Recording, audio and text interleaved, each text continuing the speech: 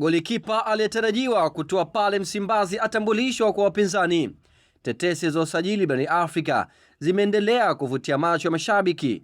Ni moja ya habari kubwa ni kurejea kwa golikipa wa kimataifa wa Nigeria Stanley Nwabali katika klabu yake ya Chippa United ya Afrika Kusini, na hatua hii imekuja mara baada ya muda mrefu ambapo jina la Nwabali lilihusishwa na moja ya klabu kubwa hapa Tanzania ambayo ni Simba SC, ambapo walikuwa akimfuatilia kwa ukaribu wakiamini kwamba angekuwa suluhisho la muda mrefu katika safu ya ulinzi la lango lao.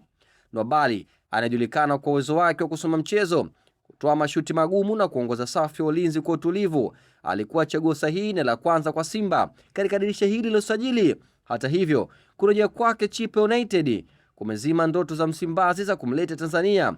Kwa Simba hili ni pigo kubwa, kwani walihitaji golikipa mwenye uzoefu wa kimataifa ili kuimarisha kikosi chao kuelekea mashindano ya NBC Premier League na yale ya kimataifa.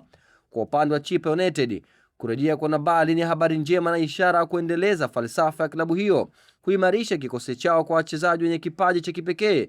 Mashabiki wa Chidi Boys wanabaki na hamasa kubwa wakimtazamia nyota huyo kama mchezaji atakayebadilisha sura ya kikosi chao na kuimarisha na safu ya klabu kushindana na mafanikio katika ligi ya ndani.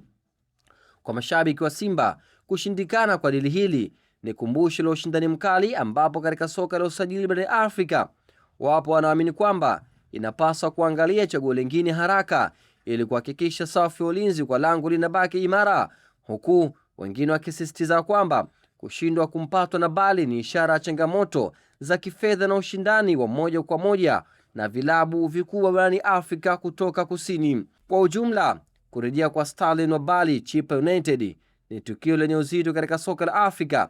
Ni kielelezo cha mwelekeo wa kimkakati wa vilabu na imani kwa wachezaji wenye vipaji cha kimataifa.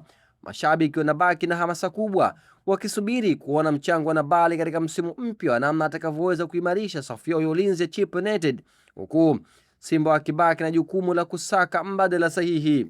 Je, ni maoni yako? Tuandikie kupitia channel yetu YouTube Asdeche Media, lakini kikubwa usiache kusubscribe ili wa kwanza kupata habari zote motomoto kemkem za kimichezo ndani na nje ya nchi.